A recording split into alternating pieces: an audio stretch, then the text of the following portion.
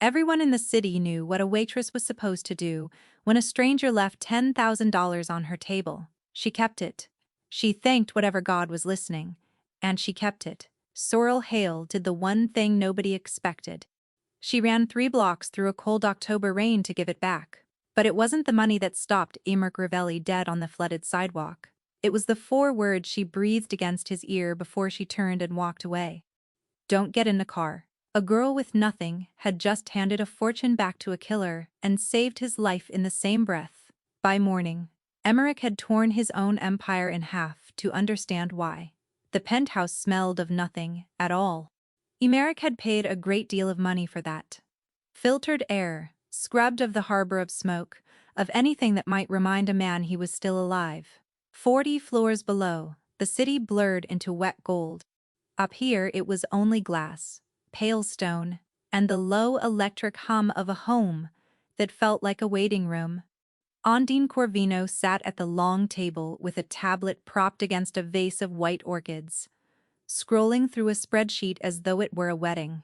She did not look up when he came in. She rarely did. Fausto wants the Salo district written into the contract, she said. Your own consigliere, haggling like a fishwife. My father will allow it if the ports stay in Corvino hands for the first 5 years. I told him that was reasonable. She tapped something, deleted it. You should try to smile in the photographs, Emeric. People are going to assume this is a hostage situation. It's a merger, he said. Nobody smiles at a merger. She almost laughed. That was the closest thing they had to warmth, the shared understanding that neither of them was pretending. The wedding in 3 weeks would weld the Ravelli ports to the Corvino trucking lines and end a decade of quiet, expensive war. He did not love her, she did not love him. That, everyone agreed, was exactly why it would work. He crossed to the window and rolled his shoulder against the weight of the holster he wore, even here, even now. A dull ache had set up at the base of his skull and would not leave.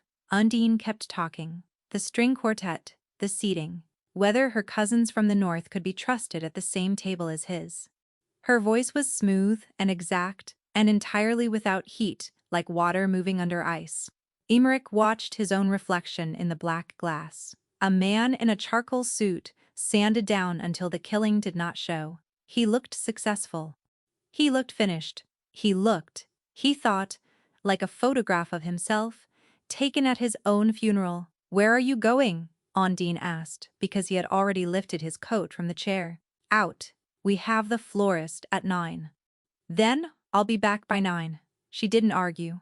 She returned to her spreadsheet, and he stepped into the private elevator, and for the length of 40 floors, he let himself breathe. It was Thursday. On Thursdays, he went to the one place left in the city that still smelled of something. Grease, coffee, rain, tracked across cracked tile. The one room where nobody knew his name and nobody reached for a weapon when he walked through the door. Odell sat at the dead end of Salo Street, a low brick box with a neon sign that had lost half its letters years ago. Inside, the air was thick and warm and gloriously imperfect. Burnt coffee, frying onions, the sweet rot of old syrup worked into the counters. Emeric took the last booth, back to the wall, eyes on the door, the way he sat everywhere he had ever been. He had been coming here for 8 months, and in 8 months he had learned almost nothing about the waitress. She was there most nights, not young, not old, brown hair pinned up with a pen pushed through it, a face you would forget by the time you reached your car, except that he never quite did. She moved through the room without seeming to move, filling cups a half-second before anyone thought to ask, setting plates down without a sound. She never made small talk. She never wore the practiced, tip-hungry smile. When the drunks got loud, she didn't flinch. She only watched them with a flat, patient stillness until they remembered somewhere else to be. Sorrel, the cook barked once, shoving an order through the pass. Emeric had filed the name away without meaning to. Tonight, she brought his coffee, black and scalding, the way he took it, though he had never once told her so. She set the cup down, and for half a breath, her eyes cut past his shoulder to the door. Quick, reflexive. Gone. Emmerich almost caught it. He was tired, and the coffee was good, and he let it slide. Because two men had just come in out of the rain, shaking the water from their coats, and the quiet waitress had gone very, very still. Emmerich drained the last of the coffee and set 2 folded hundreds under the saucer for the girl, the way he did every Thursday. Then he did a thing he had never done in this diner before. He drew the banded brick of cash from the inside of his coat, 10,000 in hundreds. Money he had pulled that afternoon, for a purpose he could no longer remember wanting, and he stood it against the napkin dispenser and he left it there. He had stopped thinking of money as money years ago. Tonight, it was only ballast, the dead weight of a life he was suddenly bone-deep tired of carrying, and he did not stay to see what became of it. Outside, the rain had thickened to ropes. He turned up his collar and walked. The car waited 2 blocks north. Cormac behind the wheel, with the engine ticking over, but Emmerich always walked the first stretch alone. It was the only solitude his life still allowed him. He was halfway down the block when he heard it. Footsteps, fast, splashing. Not the flat, closing slap of a man who killed for a living. Lighter than that, uneven. Someone running who was not built to run. He turned with his hand already inside his coat. It was the waitress. She stopped, a body's length away, soaked through, the apron plastered to her, the banded envelope held out in both hands like something that had burned her. Her chest heaved. Water ran off her chin and the point of her jaw. "You forgot this," she said. He looked at the money. He looked at her. In 8 months, she had never spoken to him beyond the price of the check. "It isn't mine," she said when he did not move. "I don't want it." Some old reflex in him, the one trained since boyhood to smell a play, went very quiet and very alert. Nobody gave back $10,000. Nobody. Men had opened his throat for 100th of it. He waited for the ask, the angle, the second half of the con. It never came. She pressed the envelope to his chest until his hand closed on it out of pure reflex, and then she leaned in, close, her mouth almost at his ear, and her voice fell to nothing at all. "Don't get in the car," she breathed. "The 2 who came in after you. There's a 3rd one outside. They've been waiting for the night. You walk alone." She drew back, just far enough to find his eyes, rain sheeting down between them. "I'm sorry. I couldn't take your money, and let it happen anyway." Then she turned and walked back toward the light of the diner. Quickly, not running now, her arms wrapped around herself against the cold. Emmerich stood rooted to the flooded sidewalk, $10,000 soaking through in his fist, his own pulse, loud in his ears. Behind him, the bell over the diner door rang once. He looked back. The 2 men had stepped out into the rain, and their hands were already going under their coats. Emmerich did not decide to move. 20 years of staying alive decided for him. He dropped into a crouch, and the first shot cut the air where his head had been, spitting a white scar off the brick beside him. No bang, only a cough in the wet slap of the round. Suppressed, professional. He came up already drawing. The envelope abandoned in the gutter. $10,000, unspooling into the black water. The nearer man was good. He came on in a straight, economical line. Weapon low, closing the angle. The second, peeled wide to flank. Textbook. Someone had trained them, and someone had told them exactly where a careful man grew careless. The lonely 2 blocks between the diner and the car. The one stretch Emmerich surrendered his guard every Thursday, regular as a church bell. That thought landed cold and clear even as he fired. His first 2 rounds took the near man high in the chest and turned him in a slow quarter circle. The shooter folded against a parked van and slid down it, leaving a long dark smear on the panel. The other man's shot tore a line of white fire across Emmerich's shoulder, and then headlights swung wild across the street, and an engine howled. "Cormac!" The SUV came up over the curb with the passenger window already down and the short shotgun already out. The blast was enormous in the narrow street. Nothing like the polite cough of the suppressors. A sound with weight to it. The flanking man was simply no longer a problem in any sense that counted. Silence dropped over the block, thick as the rain. "Boss?" Cormac was out of the car, sweeping the dark between the buildings. "You hit?" Emeric's ears sang a high, thin note. He crossed to the first man, the one dying against the van, and crouched beside him. Young, cheap boots, expensive gun. Someone else's weapon in a hired hand, which was its own kind of message. "Who sent you?" The man's lips moved. Blood came, not words. His gaze slid past Emeric's shoulder to the mouth of the alley across the road, and Emmerich turned in time to see a third shape tear itself loose from the shadows and run. The driver, the one she had warned him about. Cormac brought the shotgun up. "No." Emmerich caught the barrel and pushed it down. A corpse in the street was a mess the city would swallow for a price. A live man who ran home would tell whoever sent him that the job had died in the rain, and how. Let him go. Let them wonder what happened. The young shooter shivered once and was gone. Emmerich stood with his own blood running warm inside his sleeve and made himself breathe, slowly. 3 men. A suppressed team, patient, drilled. Knowledge of a route that perhaps 6 people alive knew he walked. This was not some rival chancing a shot at a groom 3 weeks from the altar. This was someone inside the wire, someone who had sat at his table and watched him leave it. And the only soul in the city who had seen it coming was a waitress, who would not take his money. He ran the short, ugly list in his head while Cormac drove. The people who knew he took that walk alone could be counted on one hand, and every finger on that hand belonged to someone he had trusted with his life. That was the part that would not let him draw a full breath.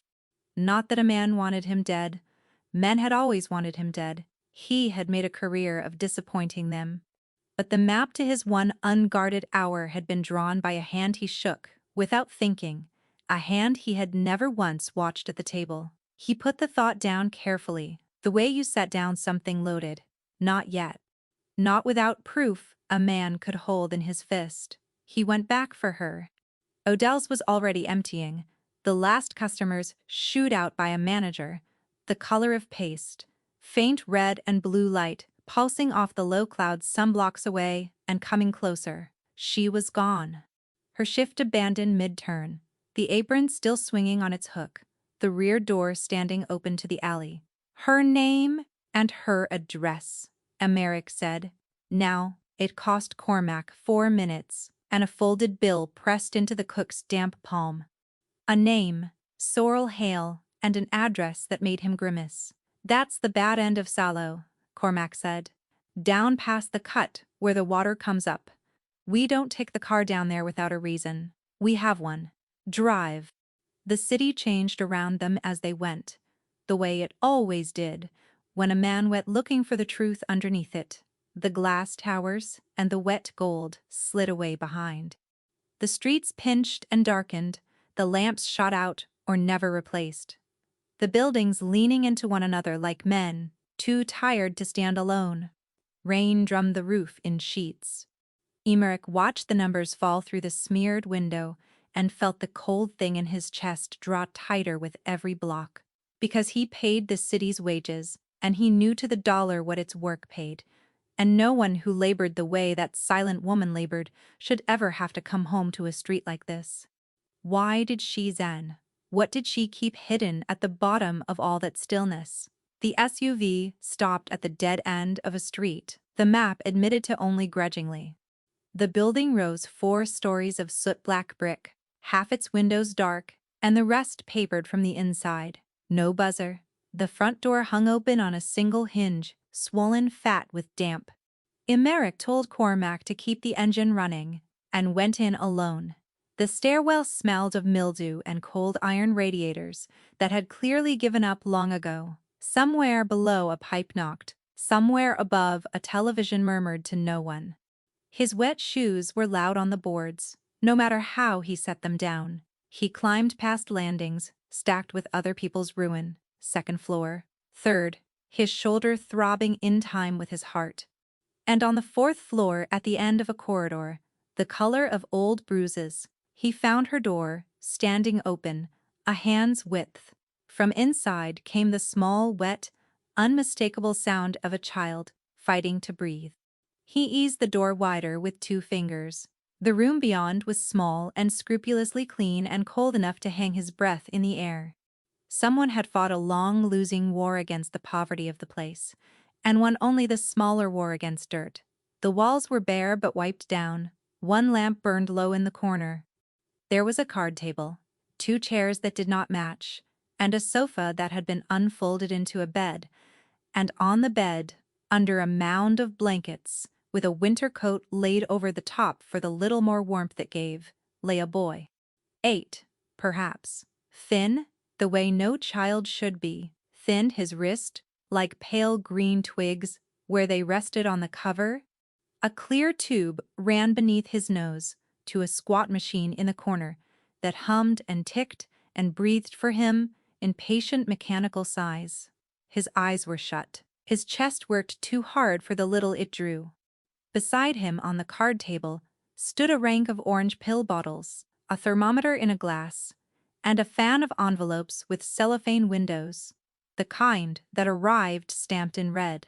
Sorrel put herself between Emmerich and the boy before he had finished crossing the threshold, a short kitchen knife held low and level in a hand that did not tremble. "Get out," she said, very quiet, so as not to wake the child. "I don't care who you are. Get out of my home. I'm not here to hurt you." He lifted both empty hands, and the torn shoulder shrieked as he raised it. "You saved my life tonight. I only came to understand why." The knife stayed up. Her eyes dropped to the dark stain. Spreading through his coat, rose again to his face, weighing him, always weighing. He understood the look now. It was the same flat, patient attention she turned on the loud drunks at Odell's. The measuring gaze of someone who had spent a lifetime working out precisely how dangerous the man in front of her was, and how fast she would have to move. "You're bleeding on my floor," she said at last. "I've been told that before." The boy stirred and coughed, a wet, tearing sound that folded him nearly double, and everything in Sorrel wheeled toward him at once. The knife dropped to her side. She went to him, murmured something too low to hear, tipped a cup of water to his cracked lips, and settled the tube against his cheek with the ease of 10,000 repetitions. When she straightened, something in her had come loose. Not trust, only a tiredness, too vast to keep holding the door against him any longer. "His name is Bram," she said. "My brother. He was born with half a heart. The doctors have a word for it that I stopped being able to say out loud without coming apart, so I stopped saying it." She tucked the blanket beneath the small chin. "He needs an operation. There's a surgeon upstate with the hands to do it. There's a number that comes attached to those hands, and every month I don't have the number grows, and Bram shrinks." Emmerich let his eyes move over the rest of it, because he had been trained to read a room and could not stop himself even here. Crayon drawings taped to the bare wall, a fleet of lopsided boats, and a house with a fat yellow sun. A library book splayed open on the arm of the sofa, its plastic cover cracked, 3 weeks overdue by the slip inside. 2 pairs of shoes lined up by the door, small, worn sneakers, and a woman's cracked flats, set side by side as if that mattered, as if order were a thing you could still hold onto here. A single framed photograph on the sill, turned deliberately to face the wall. He looked at the red stamped envelopes. He looked at the machine sighing in the corner, drawing breath for a boy too weak to draw his own. He was a man who moved money the way other men moved air. Millions swept between dark accounts between courses at dinner, and he understood, all at once, with a sickness he had not felt in 20 years, exactly what he had propped against a napkin dispenser and walked away from tonight. "The 10,000, he said, and his voice came out wrong. That was the number, or a piece of it. A good piece. She would not look at him. 3 months of the machine. The deposit the surgeon wanted as a sign of good faith. And you ran it back to me in the rain. I ran it back to you in the rain. Why? The word tore loose harder than he intended, and the boy flinched in his sleep, and Emeric brought his voice down by main force. You could have kept it and warned me anyway. You could have kept it and said nothing at all. I'd have climbed into that car, and you would never have had to know. No one would ever have known. You had every reason under heaven to keep that envelope, and a dying brother on top of them all, so why give it back? For a long moment, she said nothing. The machine breathed. The rain ran down the black glass in threads. Because I knew who those men were, Sorrel said finally, and turned to face him with eyes that had gone suddenly, terribly awake. I knew it the second they walked in out of the rain. And if I had taken $1 of your money, I'd have been one of them. I have spent my whole life clawing my way out of your world. Mr. Ravelli, I was not going to buy my brother's heart with a man's murder. Not even yours. Emeric went very still. You know my name, he said softly. I never gave you my name. And you knew those men on sight. He took a slow step nearer, the old boards groaning beneath him. Sorrel, who were they? She wrapped her arms around herself, the way she had on the flooded sidewalk, and when she answered him, the floor seemed to tilt beneath his whole ordered life. There were 3 of them tonight, not 2, she said. 2 came inside for you. The third stayed out in the dark across the street, keeping the road for them, the way he always has. Because he likes his own hands clean. He has a scar through his eyebrow, and a limp he hides well. His name is Petrek. She held his gaze without blinking. He used to stand at the back of my father's funeral in a black coat, sent to make sure we understood the message. He works for Fausto Serafini. Your consigliere sent those men tonight, Mr. Ravelli. I would know his hands anywhere in the world. They are the same hands that killed my father. The machine breathed. The boy slept. Somewhere below them a pipe knocked once and went quiet. Emeric did not move, did not speak, did not let a single thing show on his face, and inside his chest the last 20 years of his life quietly came apart at the seams. Fausto, who had taught him to knot a tie. Fausto, who had stood at his father's grave with a heavy hand on a boy's shoulder and sworn to keep him breathing. He had walked into this freezing room to close a loose end, and instead a starving waitress had just handed him the name of the man he trusted most in the world and told him it was written on her father's headstone. How long, Emeric said, when he could trust his voice. Have you known who I was? How long have you known who I was? Sorrel let a breath out slowly and lowered herself onto the arm of the sofa, near enough to Bram to touch him, the way she seemed unable not to be. For a moment she only watched the boy breathe. Since your 3rd Thursday, she said. You don't remember, but you left your newspaper folded open to a photograph, a groundbreaking down at the ports. You and 3 men in hard hats pretending to shovel dirt. I'd seen one of those men before.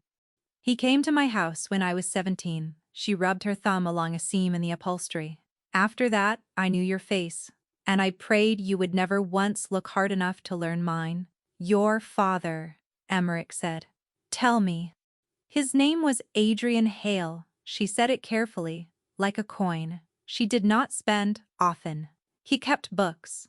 Not for you, for your father. Back when your father was the man at the top of the stairs. Adrian was good with numbers, and bad at looking away. And one winter, he found a column of them that didn't belong to anyone he could name. Money leaving the family for somewhere private. He was the kind of man who believed that if you simply showed the right person would want to know.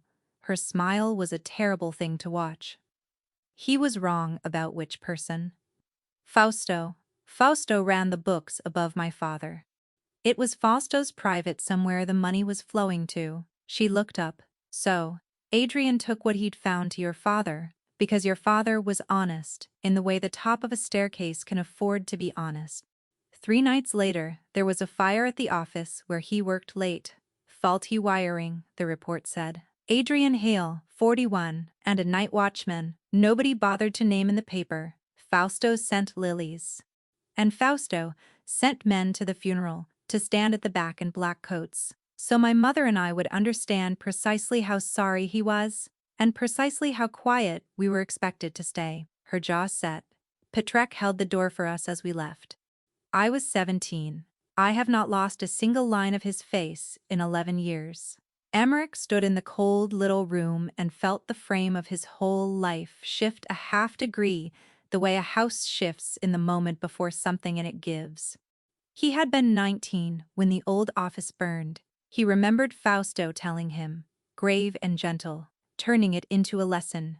This is why we inspect the wiring, Emmerich.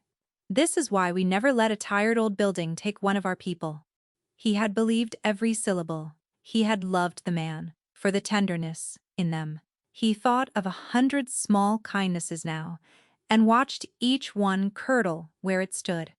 The folded bills Fausto had pressed into his hand at 19, with the counsel that a boss never lets his people watch him grieve. The heavy hand on his shoulder at his own mother's funeral, years later, a black coat at the back of the church that Emmerich had taken, at the time, for the truest comfort in the room. He understood now that Fausto kept a uniform for the graves he dug, and that he had worn it to a great many more of them than Emmerich would ever be able to number. My mother drank herself quiet over the years after. Sorrel went on, flatly now, reciting. Bram came late, a surprise. The last good surprise she had in her. She didn't live to see him turn two, so it has been me. The machine, the red envelopes and the night shift at the one diner in this city that would hire a girl with my name and no references. She made a sound that was not a laugh. And that is the joke, Mr. Ravelli. Do you want to hear the whole joke? Tell me, Odell's is not just any diner. It sits on Sallow, and Sallow is Fausto's ground, and Fausto's men, like a warm back booth, and coffee that never empties, and a waitress they long ago decided was part of the furniture. She touched her own temple, once. People say a great many things in front of furniture. For 2 years, I have refilled the cups of the men who set my father on fire, and I have listened, because listening is the only power a poor woman is ever handed for free. I know their routes, I know their faces, and I know that 6 weeks ago, they stopped speaking of you like a boss, and started speaking of you like a problem with a date attached. A date? Emmerich repeated. The union. The night of the wedding. Or, close to it. And I heard a name, the one they answered to on the Corvino side. A man called Renzo Vane, who flies down from Boston and never eats, only watches. He came into Odell's twice. He wanted to know whether the thing would be clean, and Fausto told him cleaner than a christening. She pressed the heel of one hand hard against her breastbone, as if to keep something down. I served that man a slice of pie, and listened to him price your life like a crate coming off a ship. I have carried it for 6 weeks, not knowing whether I was a coward for staying quiet, or a fool for listening at all. The cold thing in Merrick's chest had teeth now. The wedding, he said. The wedding was always the finish line. Never the prize. She held his eyes. You believe Lucian Corvino wants his daughter married to you. He does not. He wants your ports, and a living groom is an expensive road to them. Fausto sold him a cheaper one. The son of the old Don, tragically gunned down by a rival no one can quite produce, 3 weeks short of the union. And a grieving consigliere left holding the family, ready to pass it quietly across to the Corvinos, in exchange for a chair at their table and a slice of everything that used to be yours. She lifted one shoulder, an exhausted fraction of a shrug. You were never going to reach that altar. Tonight was only them growing impatient. You made it so easy, walking alone in the rain, like a man who believed he was loved. For a long moment, there was only the machine, breathing and breathing. Then, why, tell me all of it, Emmerich asked at last. You could have warned me on the street, and let me vanish into the dark, and never opened this door. You'd have been safer behind it. Why hand me everything? Sorrel looked down at her sleeping brother, and when she spoke again, the flatness had gone out of her voice. It shook, just faintly, along the edges. Because they saw me, she said. The third one, the one you let run. He watched me stop you on that sidewalk. By tomorrow, Fausto will know that the waitress who was furniture warned the man he needs dead. She raised her chin, and there was no self-pity in it, only arithmetic. I have spent 11 years being invisible to keep myself and that boy alive. You cost me that tonight, simply by surviving. So, no. I will not give you half a truth and pray, if they are coming. For us, regardless, then I want you to have all of it, and I want you to make it count for something. Emmerich looked at her, this woman he had tipped and never seen, who had carried the murder of the man he trusted most, locked in her chest, for more than a decade, and still served him his coffee with steady hands, and something in him that had slept a very long time came the whole way awake. He had spent the drive across the city, rehearsing what a man says to the person who has betrayed him. He had no words at all for the person who had told him the truth, at the cost of her own safety, and asked for nothing back. It was, he understood, a language he had simply never been taught. They are not coming for you, he said quietly. They will not come within a mile of that boy. You can't promise me that. No, he agreed. But I can make it the most expensive idea Fausto Serafini ever entertained. He was already drawing out his phone. Pack what the boy can't do without for a week. You are not sleeping in this building again.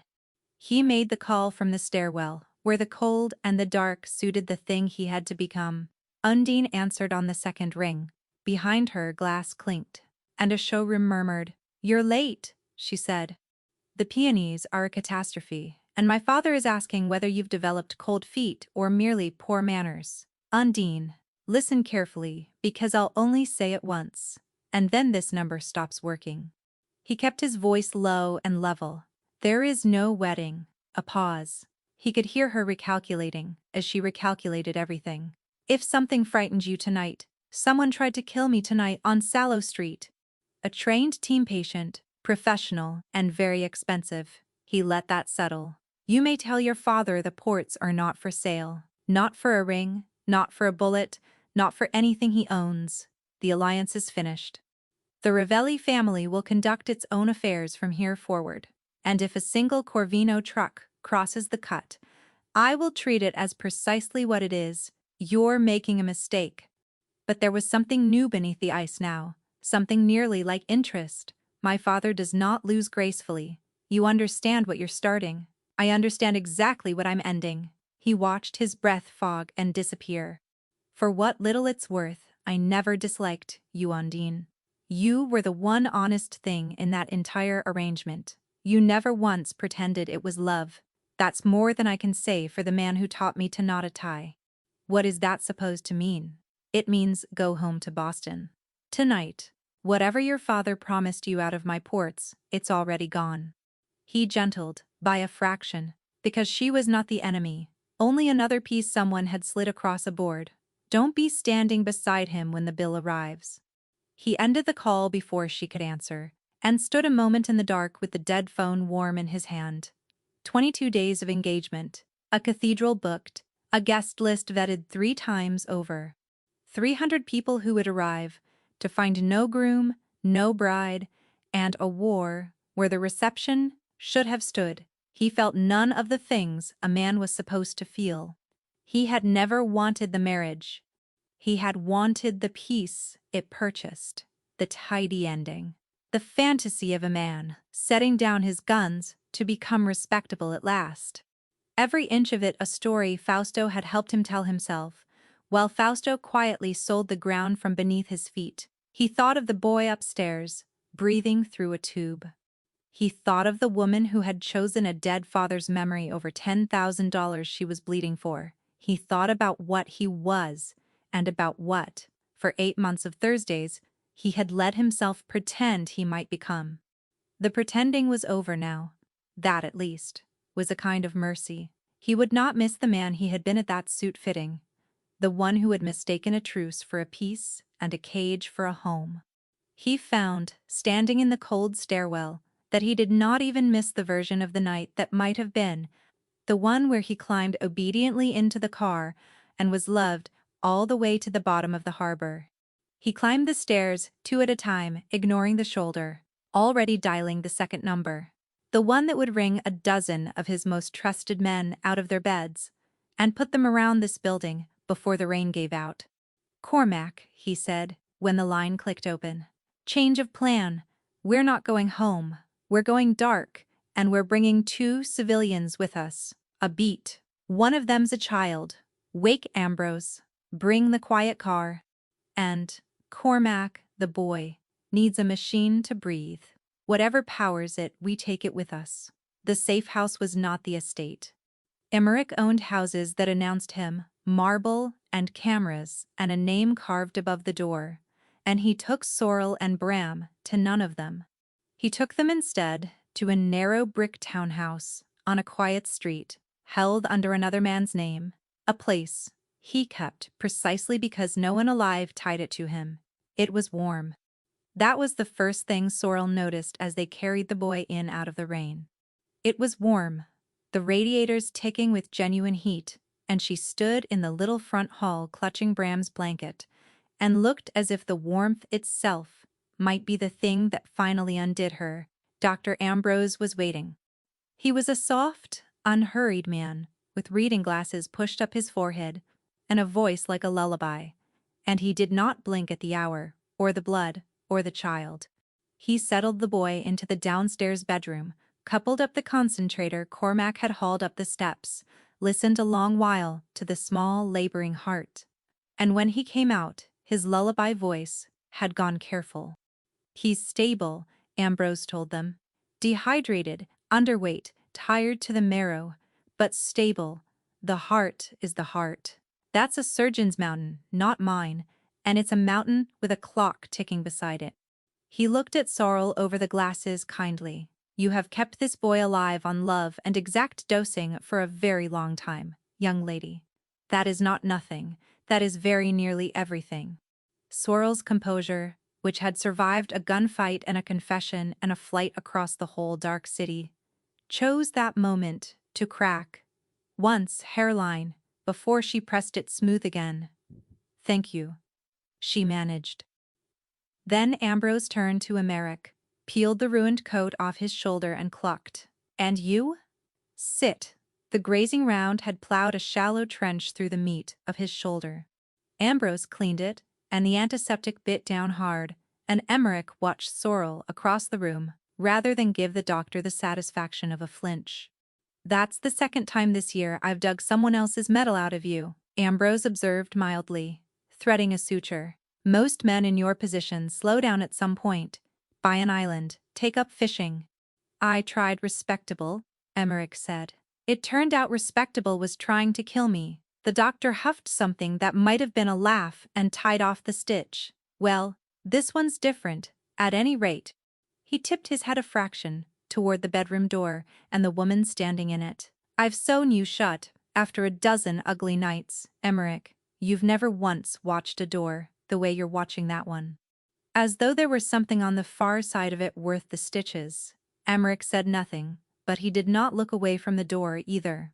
She had drifted to the bedroom door and stood half inside it, watching her brother sleep in a real bed, for what he suspected was the first time in years. The thought sat badly in him, the way most true things had begun to. In the bedroom, the boy surfaced a moment out of his exhausted sleep. His eyes found the unfamiliar ceiling, the unfamiliar warmth, and then his sister, and he did not seem frightened, only puzzled. "Are we rich now?" he asked, in the small, cracked voice of a child who had learned long ago not to hope out loud. Sorrel laughed wetly and smoothed the hair back off his damp forehead. "No, baby, but we're warm. We're warm tonight." The boy weighed this as though it were very nearly the same thing, and it seemed that to him it was, because he sighed and let his eyes fall shut and was gone again before she had finished the sentence. Emmerich watched from the doorway and felt the particular shame of a man who had never once in his life thought of warmth as a luxury, because he had never for a single night been without it. "You should sleep," he told her, once Ambrose had gone and the house had settled into its warm ticking quiet. "There's a room upstairs. Nobody gets past Cormac's men tonight. I don't sleep much." She didn't turn from the doorway. You learn to go without when there's a machine that has to be watched. There isn't. Tonight. Ambrose is in the next room. The alarm is set. For one night, someone else is doing the watching. He hesitated, then crossed to stand a careful distance from her, the two of them looking in at the boy. Let someone else carry it. 8 hours. It will still be yours in the morning. She was quiet a while. You need to understand something, she said finally, so that we don't have a problem later. I'm grateful. I'm not a fool. I know what this room, and that doctor, and this heat cost. And I know I could never pay it back if I carried trays for 3 lifetimes. But I will not be owned. My father let this family own him, and they set him on fire and sent lilies. So, whatever this is, she gestured, at the house, at him, at the whole impossible night. It is not that. If the price of Bram's life is being your furniture in a warmer room, I will carry my brother back to Sallow Street tonight and take our chances in the cold. Emmerich looked at her a long moment.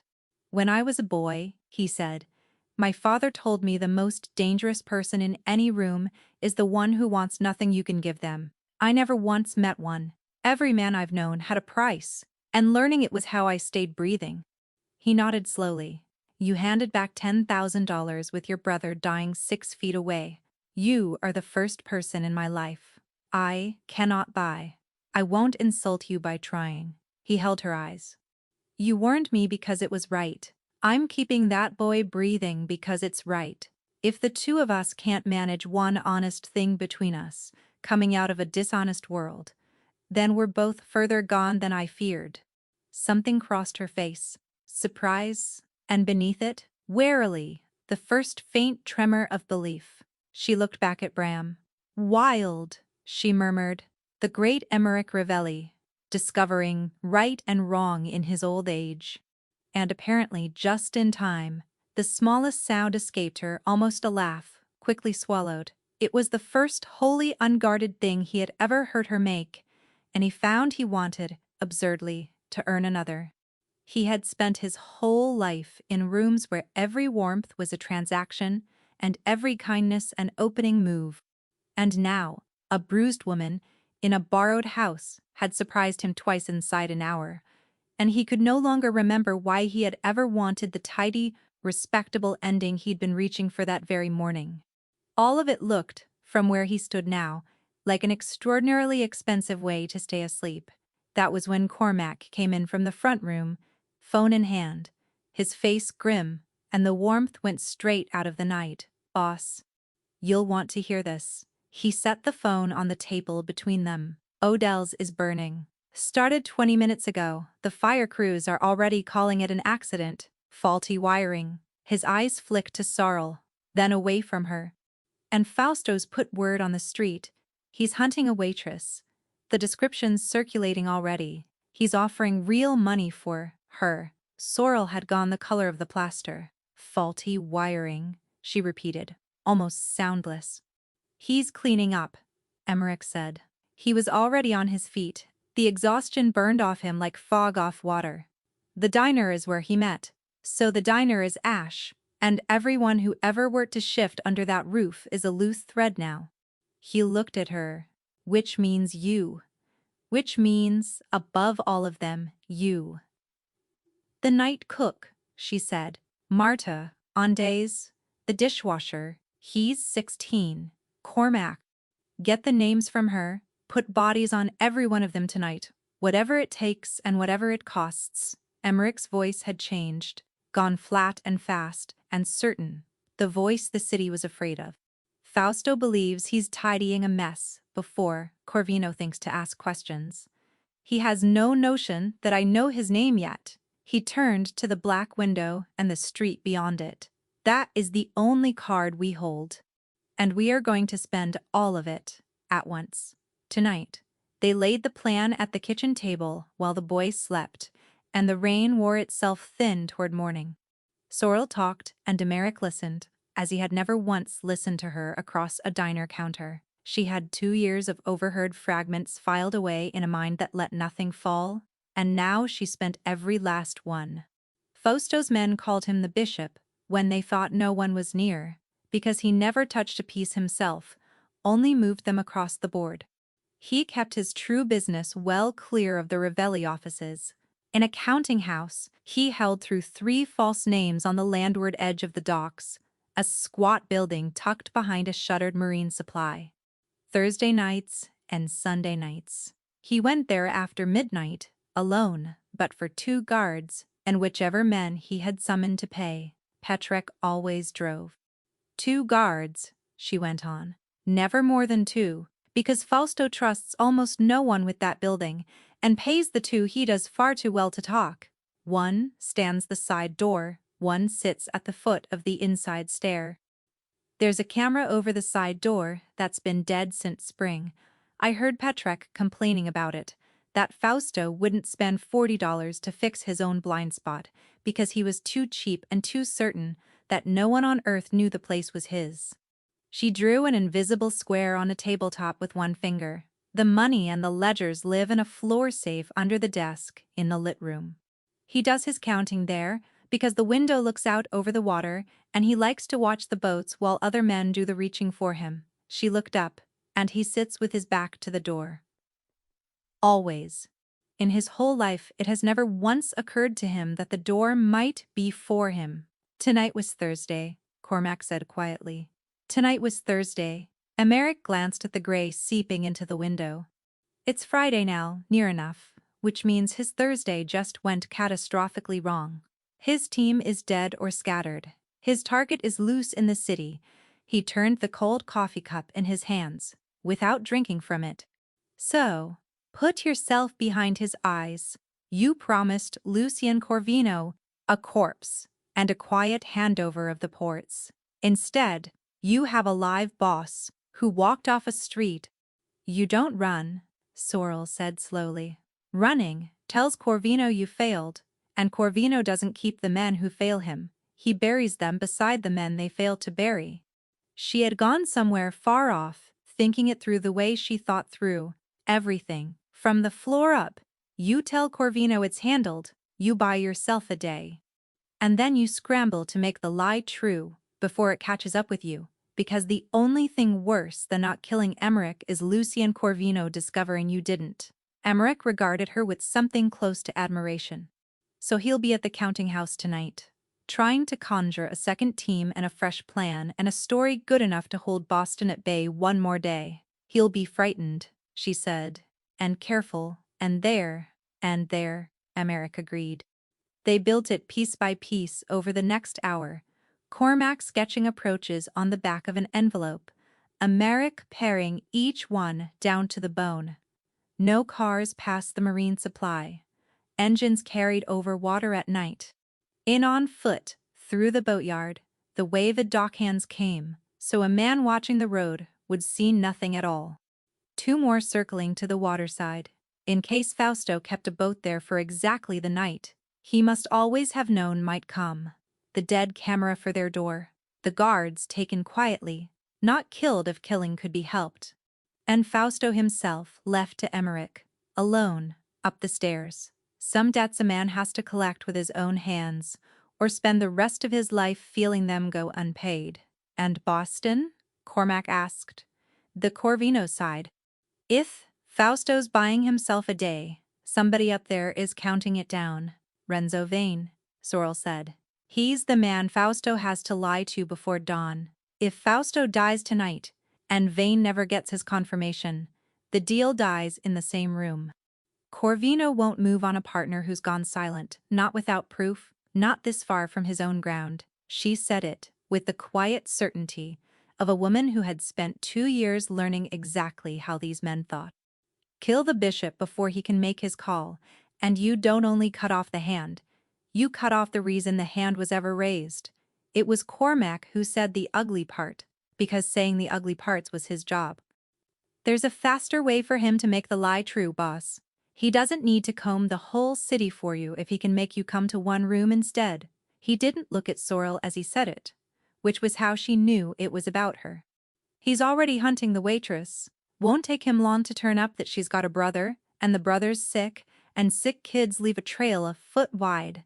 Clinics, pharmacies, a surgeon upstate expecting a deposit that never came. He can't find you, but a dying boy can't disappear the way a grown man can. The kitchen went very quiet. From the bedroom doorway, Ambrose cleared his throat. He had been checking on the boy, and none of them had heard him come. "Then I'll say the part the three of you are stepping around," the doctor said quietly. "This child cannot be moved again for a good while, and he certainly cannot be moved in a hurry.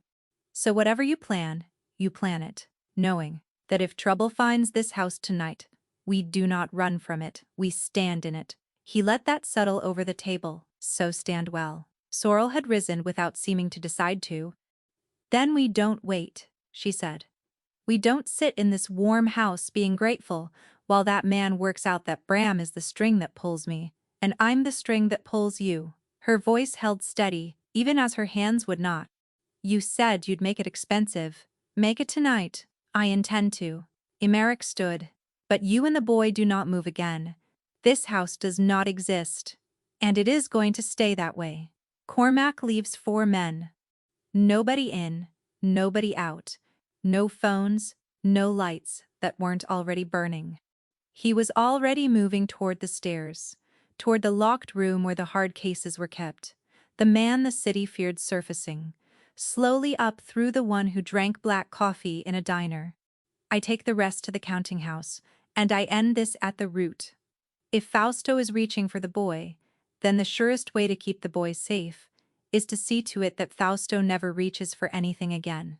Emmerich. It was the first time she had used his name, only his name, and it stopped him dead on the bottom stair. She crossed to him.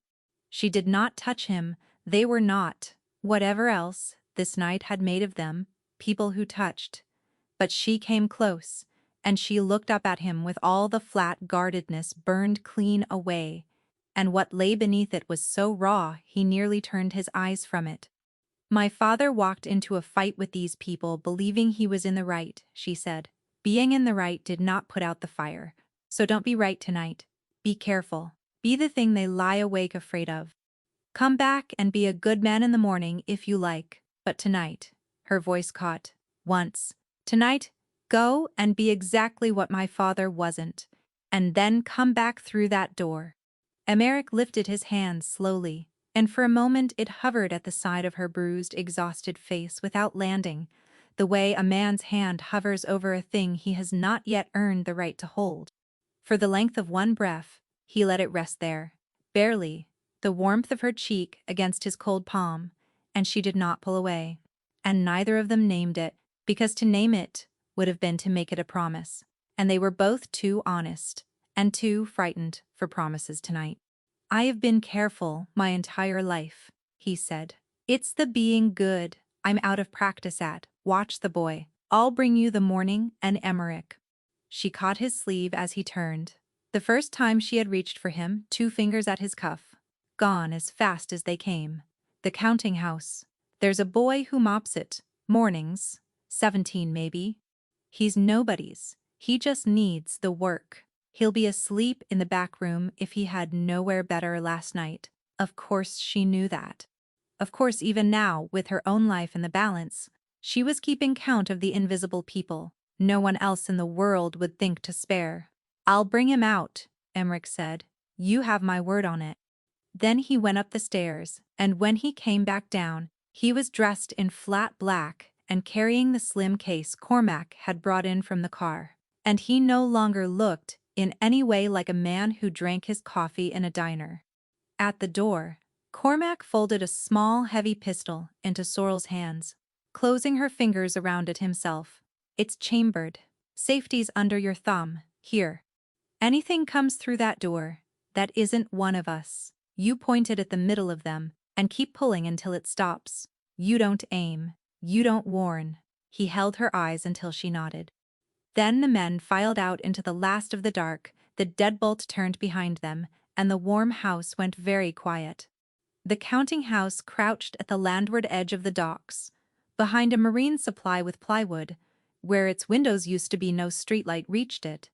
The rain had finally stopped, leaving the world dripping and raw, and the air stank of low tide and diesel and rust. Emmerich came in on foot through the boatyard, 6 men fanned silent at his back, 2 more circling to the waterside. Cormac took the far corner. Some of them had done this before, and the ones who hadn't knew enough to move like the ones who had. Nobody spoke. Sorrel's map lived behind Emmerich's eyes, exact as a blueprint she had drawn in the air above the kitchen table. The side door the guards favored. The dead camera, Fausto, was too miserly to replace. The single-lit window on the second floor, where the bishop sat and moved his pieces, the window was lit. The first guard stood at the side door, collar up, a cigarette cupped against the wet.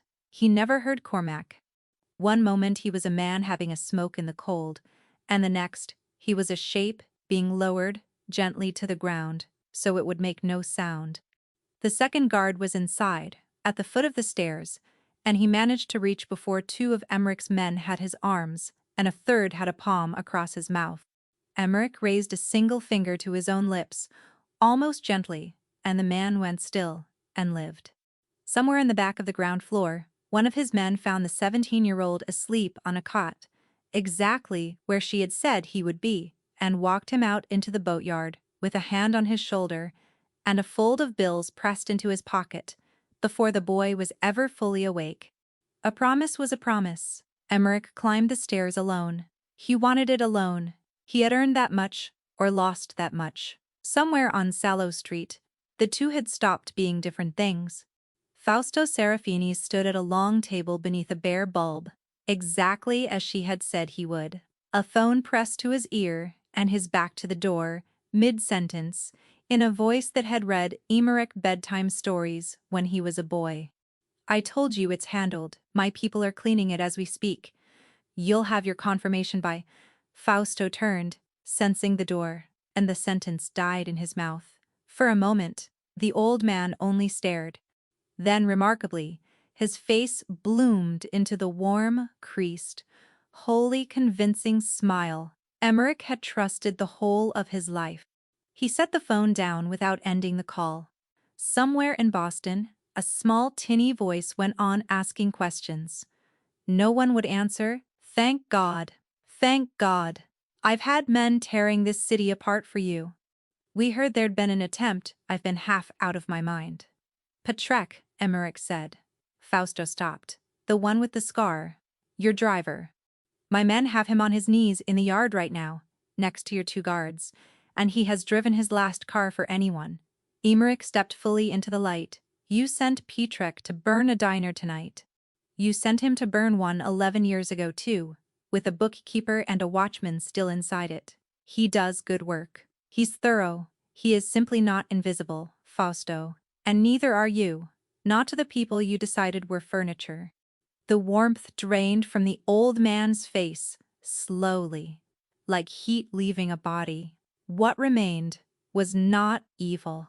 That would have been easier to look at. It was tired and calculating, and at the very last, almost relieved. "Hale's girl," Fausto said. "The waitress. She was there tonight." He shook his head, an old man marveling at his own bad luck. "I always told Adrian his mistake was believing that cleverness and safety were the same thing. She has it from him." Then, both of them undone by seeing too much, he spread his hands wide. "Sit down, Emmerich. You're angry, and you have every right to be, and you don't understand the half of it. And if you would give me the courtesy of the 2 minutes I gave you for 20 years, I'll explain what your father would have. Don't." The single word cut the room in two. "Don't put him in your mouth. You burned his bookkeeper alive and told a 19-year-old boy it was faulty wiring, and then you let that boy weep on your shoulder. You want your 2 minutes? Then use them for the truth, not the money. I know about the money. I know about Corvino. I know you sold my ports and my life for a chair at a larger table. I want to know why it was easy. 20 years, Fausto. Why did it cost you nothing?" And the old man looked at him, and for the first time in Emmerich's memory, gave him the truth. "Because it was never yours to inherit," Fausto said simply. "I built this.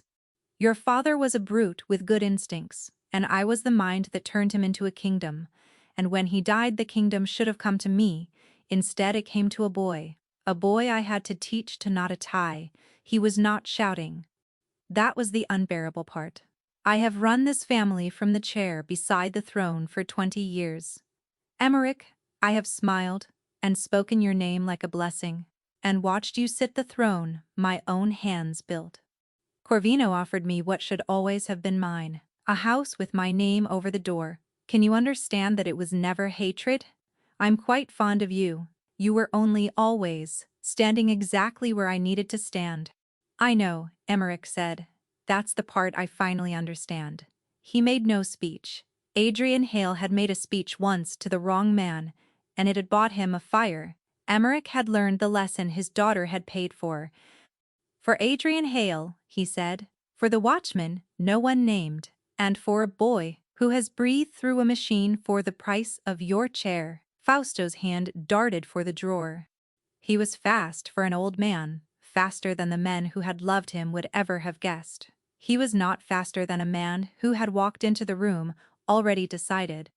The shot was enormous in the small room, and then the small room was very quiet, and Fausto Serafini slid down against the table leg, wearing an expression less of pain than of vast aggrieved surprise, as though the world had at last cheated at a game he had been winning his whole life. His hand stayed on the drawer handle. Whatever waited inside it, he never got it open. Emmerich stood over him until it was finished. He felt no triumph. He did not feel the hollow he had braced for either. He felt, strangely, the way he had felt as a boy on the rare mornings his father took him down to the water before anyone else was awake. A clean, cold, uncomplicated quiet. The sense of a thing set finally to rest. His phone buzzed hard against his chest. He nearly silenced it. Then he saw it was not Cormac. It was Ambrose. From the safe house, he had it to his ear before the second buzz finished. Talk.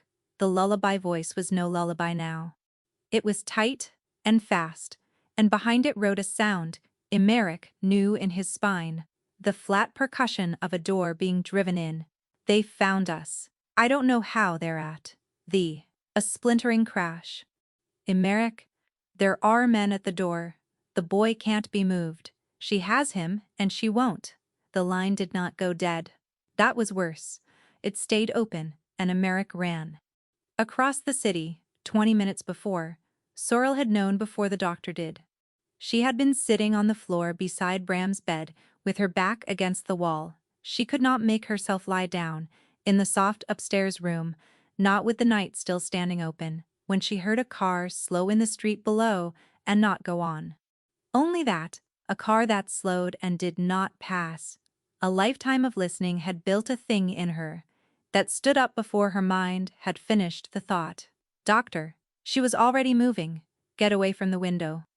The next minutes came apart into pieces. She would never fully reassemble. The front door giving way with a sound like a snapping bone. Emmerich's men shouting. The hard, flat cracks of gunfire in a narrow house, a lamp shattering. The cold rush of the outside air. She did what she had spent the night learning. She still knew how to do. She did not freeze. She dragged Bram, machine and tube and all off the bed and into the narrow gap between it and the wall, and she put her own body over his small one, and she took up the pistol Cormac had folded into her hands at the door. It came to this. A man filled the bedroom doorway, gun rising toward the movement, toward the boy, and Sorrel, who had spent her whole life clawing out of this world, who had sworn on her father's grave never to become one more hand holding one more gun in the dark, looked at the shape between her brother and the door and did not hesitate. The sound was terrible and enormous, and then it was over. The man went down. She did not look at him. She kept her body curved over Bram's, her ears ringing, her whole frame shaking, whispering into the boy's hair that it was all right, it was all right. It was nearly morning, while beyond the door Emmerich's men finished what the night had brought to their door. When Emmerich came through the ruined front of that house, gun still in his hand, chest heaving from the sprint from the docks, he found four things in quick, unbearable succession. Two of Fausto's men down in the hall. One of his own, alive, cursing, a belt cinched around his thigh. Ambrose on his knees beside the boy's bed. Already working. Already saying, "Stable? He's stable. The boy is fine." In that steady, lullaby voice. And Sorrel, on the floor in the corner, curled around her brother, the borrowed weapon still in her white-knuckled hand, her eyes lifting to Emmerich's, across the wreckage of the room with a look he would spend the rest of his life trying to deserve. He crossed the room and went down on his knees in front of them both. "It's done," he said. "Fausto's done, and Petrack with him. The man who stood at the back of your father's funeral won't be standing at anyone's again. It's over. You held, Sorrel, you held." His hand found the barrel of the gun and eased it, gently, from her rigid fingers, as you would take something too heavy from a child's hands. "You can put it down now. I've got the door." And then, for the first time in 11 years, in the wreck of a stranger's safe house, with the gray of dawn coming up in the broken window, Sorrel Hale put her face against her brother's hair and wept. She wept the way people weep, who have not been allowed to for a very long time, silently, her whole body shaking with the effort of keeping it silent even now, even here, even safe. Emmerich did not tell her to stop. He knelt in the wreckage with one hand light between her shoulder blades and the boy breathing on beside them, and he kept the door, the way he had said he would, and he let her come apart in the one small square of the world he had made safe enough to come apart in. The surgeon upstate had famously particular hands and a 9-month waiting list, and Bram Hale was on his operating table in 6 days. It cost what it cost. Emmerich never told Sorrel the number, and she who had spent her whole life measured against numbers understood at last that not being told one was its own kind of gift, and let it be. What she was told was this, that the deposit had been paid, that the balance was paid, that the machine and the specialists and the recovery wing were paid, and that the red-stamped envelopes had stopped arriving because there was no longer anything for them to demand. She sat in a bright waiting room that smelled of nothing at all, the way the penthouse had smelled of nothing, except that here the nothing meant clean and safe rather than dead, and she waited, and Emmerich waited beside her, and neither of them pretended he had anywhere else he needed to be. The surgery took 9 hours. When the surgeon came out at last, still in his cap, and said the 2 words, "It went well," Sorrel folded forward with her hands over her mouth, and Emmerich, who had killed men and buried empires and felt nothing, discovered that his own eyes had gone hot and blurred and was not ashamed of it. "He's going to be tired for a good while," the surgeon was saying, from somewhere far off, "and we'll want him close by for a month or so, but the repair is clean and the pressures are right. Barring bad luck, this is a boy who grows up now, runs around, complains about his homework." Sorrel made a sound Emmerich had never heard a person make, half a sob and half a laugh, the sound of a rope pulled taut for far too long finally going slack. He set his hand between her shoulder blades, lightly, the way you steady someone at the lip of a great height, and she turned and pressed her face into his coat for exactly 3 breaths before she straightened and dried her eyes, and became once more the composed woman who missed nothing. Neither of them ever spoke of the 3 breaths again, though he would carry them the rest of his life. The recovery wing had a garden. Sorrel had not known that hospitals were permitted gardens. The ones she had haunted with Bram over the years had been fluorescent corridors and cracked vinyl chairs and machines that ate her last quarters. This one had a courtyard with a fountain and clipped hedges and a bench that caught the afternoon sun, and she sat on it each day while the boy slept off the long anesthesia in a clean bed, and she did not know what to do with her hands. For 9 years her hands had always had a task, a tray, a tube, a rag, an envelope to open with dread. Now they were empty, and the emptiness frightened her more than the men with guns had, because a person can brace against a threat, but there is no bracing against the sudden and total absence of one. Bram woke the next afternoon with a chest full of new plumbing and a color in his face Sorrel had not seen since he was a baby.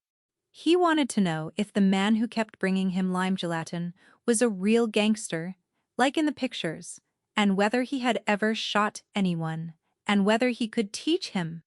Emeric told him gravely that he had shot exactly one truly deserving man, that he did not regret, that the rest was a bad way to live and a worse way to die, and that if Bram truly wanted to learn something dangerous, he would teach him to play chess, which had ruined more men than any pistol ever forged. Bram considered this with enormous seriousness and asked for more gelatin.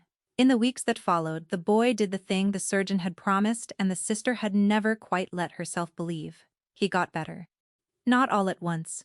There was a fever that balanced the whole house on a knife's edge for 2 days. A night, Ambrose slept in the chair beside the bed, but the line bent the right way, for the first time in the boy's whole life. And one gray afternoon Sorrel came in from the garden to find Bram out of bed and standing at the window under his own power. Watching the boats on the harbor.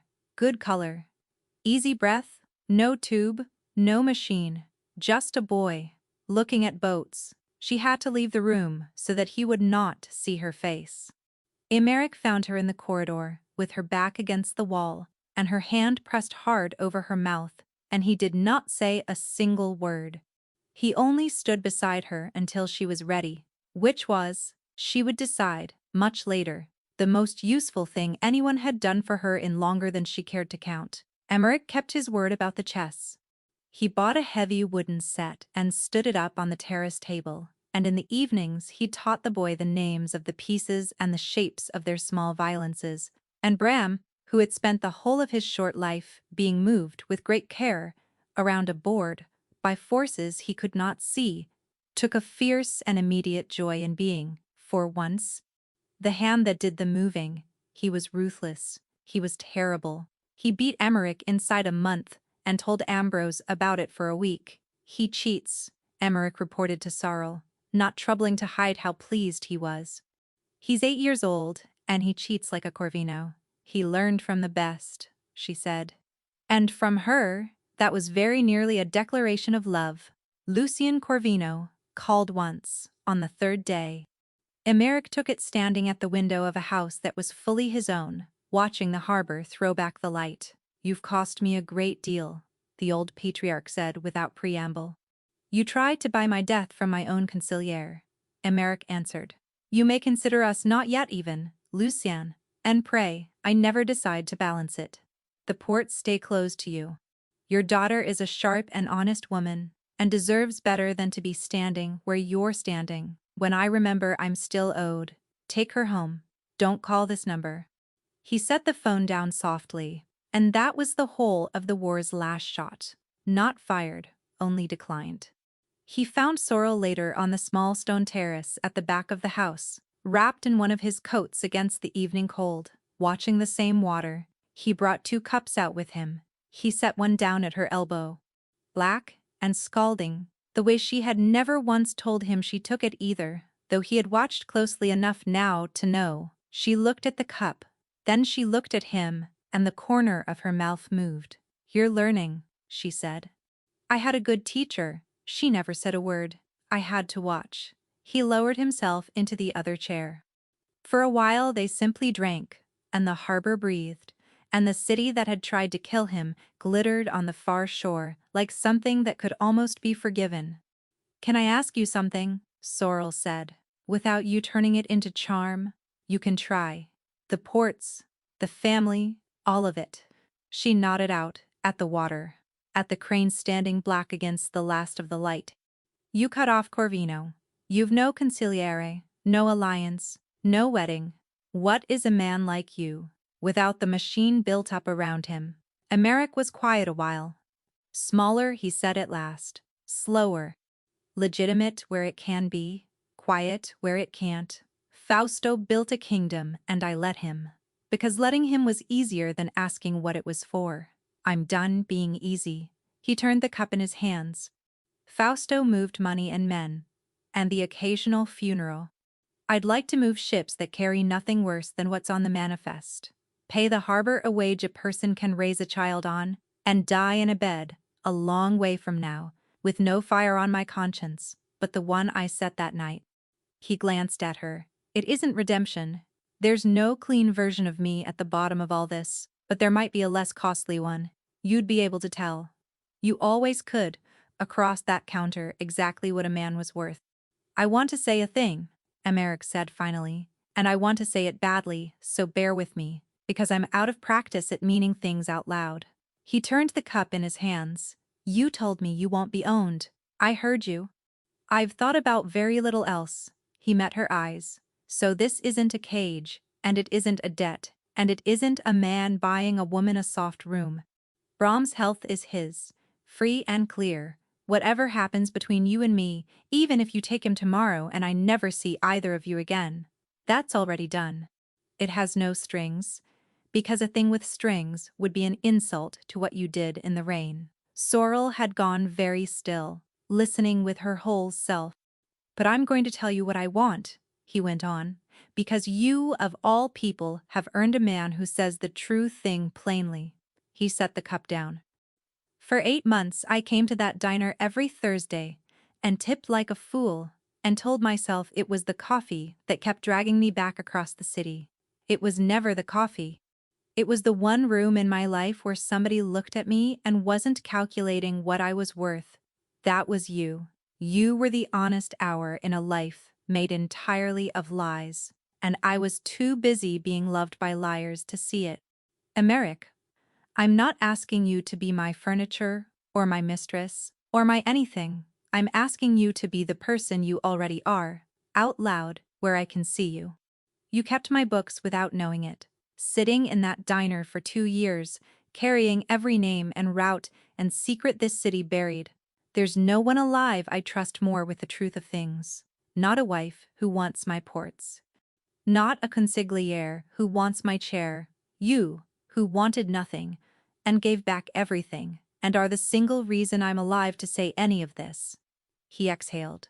Stay, not because you owe me, because I would build a very different kind of house around you and that boy than the one I was born into, and I think you might be the only person who could keep me honest enough to do it.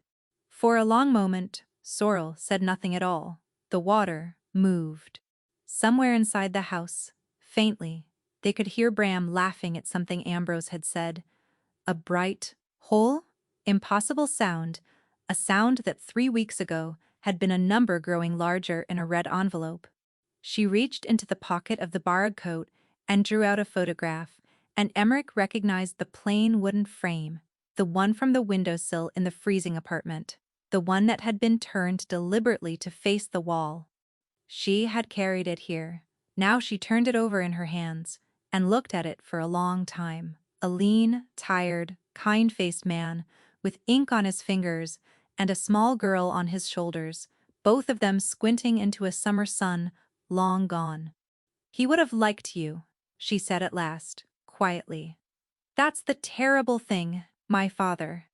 He'd have hated everything you do, and he would have liked you, because underneath all of it, you're a man who couldn't stop himself from coming back to a slum for a woman who wanted nothing from him. He was that kind of fool, too. It got him killed. She set the photograph upright on the table between them, facing out, now facing the water and the light. I've kept him turned to the wall for 11 years because I couldn't look at him and stay angry enough to survive. I think I can look at him now. She wrapped both hands around the scalding cup. I'm not going to promise you anything tonight, she said. I've spent too long learning that promises are just debts with nicer clothes on. But I'll stay.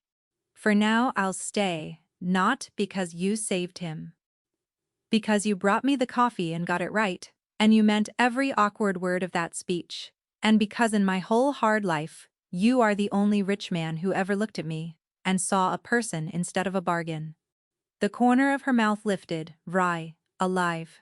Don't make me regret it, Mr. Ravelli. Emeric, he said.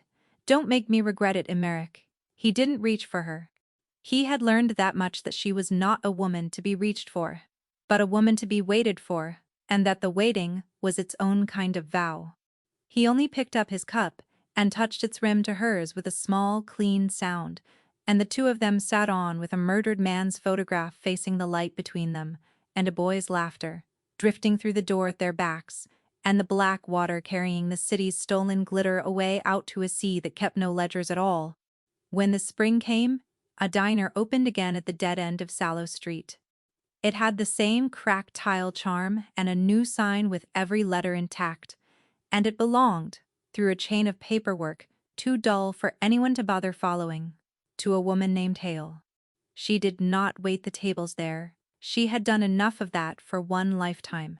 But she set the prices, and she hired the 16-year-old dishwasher back as a cook because he had always wanted to try, and she kept one back booth permanently reserved with a small brass plate that read only Adrian. On Thursday nights, a man in a charcoal coat came and sat in it, and let the boy who owned the chessboard thrash him between courses, and drank his coffee the way he had finally been taught it should be drunk, poured by someone who had stopped at long last, being invisible to him. He never left an envelope on a table again. He never needed to. He had finally found the one thing in the whole city that had never once been for sale, and he had very nearly walked right past it, in the rain, for the price of getting in the car. And that is the thing about the people we decide are furniture. We tip them, and we forget them, and we never once imagine that the quiet woman refilling our cup is the only soul in the room keeping honest count of who we really are. Americ Ravelli didn't fall for the waitress, who kept the money. Anyone would have understood that woman. He fell for the one who ran 3 blocks through the rain to give a fortune back, because a dying brother wasn't reason enough to become the thing that killed her father. That's not weakness. In a world that priced everything, being the one thing that couldn't be bought was the most dangerous power of all. If this story got its hooks in you, if you felt the moment that envelope went sailing back into his hands, then do me a favor, hit that like button, subscribe, and tell me down in the comments, would you have kept the 10,000 or would you have run after him? Be honest, I'll be reading. I'll see you in the next one.